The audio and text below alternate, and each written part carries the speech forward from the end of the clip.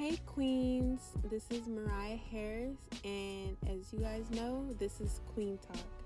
Today we're talking about being single, dating, and relationships. A little bit about me is I love to talk, I like conversations, I like to talk about femininity, relationships, also mental health, discipline, and lifestyle. I love to educate my ladies on just different topics so that we can, grow and that we can learn together, okay? We're going to glow together. We're going to learn together and we're going to thrive together. Okay, so let's get into it. Being single is something that a lot of people don't cherish. A lot of people want to rush to get out of the single lifestyle. They want to start dating and they want to get in relationships. But a lot of people don't sit and just accept the life of singleness, okay? You got to love the season that you're in, okay? If you're single and you just got a relationship, you need to be focused on healing, cleansing your mind and your body, and getting a new state of thought about relationships and also who you are. Okay, you need to be reading books. It could be on relationships. It can be on self-improvement. It could be on so many things. Singleness is really more self-love and time for yourself to just rejuvenate yourself, okay? This is a time where you can take yourself out on dates, go shopping, buy yourself nice things, and treat yourself. Doing this will allow you to know that when another person treats you and takes you out on dates, you're not, so to say, impressed because you've already loved yourself and did certain things for yourself. And it just also makes you more confident. So when you're single, you have to embrace that season, okay? You can start a new business, okay? You can start a YouTube channel. You can start doing makeup. You can start just learning how to do lashes, anything. You can pick up a hobby that's going to build you more money, okay? Singleness is not just being bored on your phone all the time, sleeping in the bed by yourself, crying. No, singleness is something that needs to be embraced. Like, you have more time with your family, to spend time with the people that you love and care about, and you don't have to tell people when you're going somewhere. You just go, okay? You're able to be open and honest about just who you are. You don't have to feel like you have to be like up under somebody, because sometimes singleness is healing for somebody because they can feel more freedom. And then once you get in a relationship, not saying relationships shouldn't be freedom, and it definitely should be, because if you feel like someone's hovering on top of you, then that's not love, okay? When you're single, you get that freedom and you get to feel that feeling.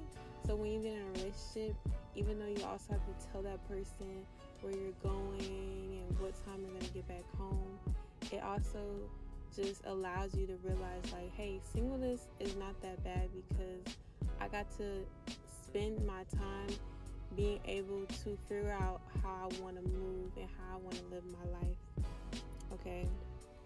So embracing the alone time, treating yourself, building yourself, starting something new, picking up a new hobby, doing something that you used to do. Maybe you used to draw or write, and you get back into that because you have more time for yourself. That's a great way to spend your time alone, okay? It doesn't have to be like a season where you just feel that you need somebody, that you miss somebody who wasn't treating you right. This is a season to love yourself, to grow, to learn new knowledge. You can go to seminars. You can watch YouTube videos on healing and what to do in your next relationship. You can do stuff like that to build your mind into that dating season whenever you're ready to date. And that's where I'm going to get into the next one, which is dating. Dating is something that should be taken seriously, and also you need to have your eyes as well as your ears open, okay? Not everything that a person says you can believe. You have to see it, and you also have to see it consistently. Dating can sometimes take 2 to 3 months until you're officially in a relationship, sometimes a little bit more. So I would say take your time with dating and don't put all your eggs in one basket, ladies. And when I say this, don't just feel like you have to just shut and close off all the other men who are trying to pursue you for one man. You also have to have an open mind and just take your time with it. Move slow with each person that you talk to. Not everyone has good intentions with you, so you have to make sure that you're taking your time with people, because when you understand people's intentions, they'll slowly unravel who they are, okay? You'll slowly realize, like, what is this person's intentions for me? Like, do they want to be with me? Do they want to commit to me? Or are they still looking and choosing between me and other women, okay? You don't want to be an option for too long, okay? Yes, when you're dating, yes, you have options, but you don't want to know or make that be known to that person that you have options. You want to slowly take your time and put your undivided attention for that person when you're with them, especially on the other end. He should be putting all the attention towards you, calling you once a day, for talking for an hour, going out on dates at least once a week. If you're not busy, of course, more. So you should be spending time with this person, getting to know this person, how they think, their emotions, what are their dream goals, what do they do for a living, what are their habits, do they have any bad habits, because they're not all good habits of that person, for sure. So you gotta slowly get to know this person better and better, and you're not learning a person just texting them and just going out at night and grabbing some food and then going right back home and not really talking and getting to know somebody. It takes time, and it takes a while to get to see all different aspects of a person. You don't get all of that in 1 or 2 weeks or a month. You don't get all of that from a person. It takes time. With dating, there's so many things that I can get into, which I'm not going to get in all today, but I really want to make it clear that it's just something that you have to take your time and also watch a person and observe, because anything that you see in dating is going to be what you see 2 to 3 times in a relationship with that person. So really take everything seriously, because a lot of things you don't want to just look across and brush under the rug. You have to really be serious about each little thing that you see and that you pick on upon that person that they show you, okay? So take your time, really see clearly. Don't be thinking like, oh, I'm in love, this person is the one, they're so sweet and so nice. Everyone is so sweet and so nice in the first month or so, 2 months, 3 months. Everyone is just so nice and amazing person. No one is going to show you their bad side or their flaws, okay? So you have to really be clear about what your intentions are, and you have to know what their intentions are. But you don't ask, you have to see those intentions. And yes, you can ask little things, but don't make it be known that you are like observing them too hard, because then they're going to try to be perfect and play a role. So you gotta just take your time, go on a date every now and then, talk on the phone daily, text daily. You should not be hearing from that person for hours, or texting them and talking to them on the phone every other day, every 2 days. They disappear. No, it has to be all consistent, okay?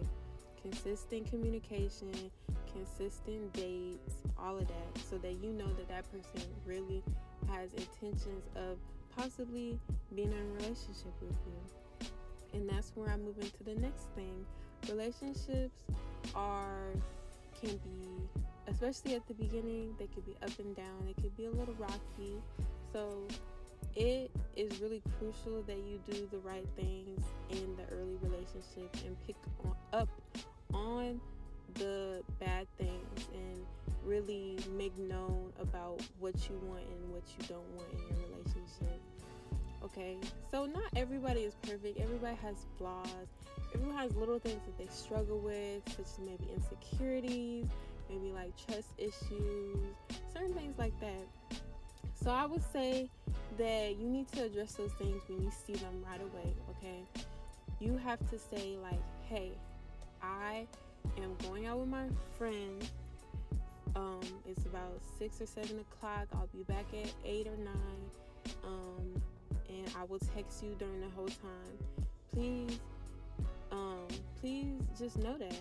And if a man is constantly calling you, saying, FaceTime me, I want to see where you are, if you're really where you are you not with another man, then that's a red flag. And you need to address that. You have to say, hey, I don't want to, I'm letting you know that I'm here, and I've already let it be known what I was doing. Like, you're doing a lot. I don't want insecurities, and I just don't want to see that again. I'm being open and honest to you, and you have to respect me, okay? I feel like you're disrespecting me. I need you to respect me. And they're gonna know. They're gonna be like, dang, I really was being all untrusted and all of that, and insecure over what? Like, this woman is a great woman.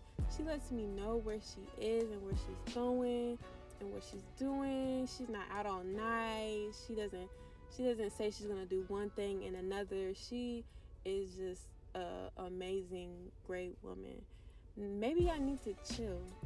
So a man's gonna think that, and he's gonna be like, wow, I think she the one, because she put me in my place in the right way. She didn't cuss me out. She didn't go off. She didn't, sometimes when you address people in the wrong way, it kind of like makes them want to do it more, like be more insecure, be more controlling, because you allow that, okay? When you put someone in the right place and you let it be known and set the tone of what you want and it's gonna be and what it's not gonna be, people are going to respect you a lot more, okay? You can't always be like really nice and just do everything a person wants and be whiny about things. You have to set the tone, okay? Because a lot of these men, they want a woman who's going to keep them accountable, is going to set the tone.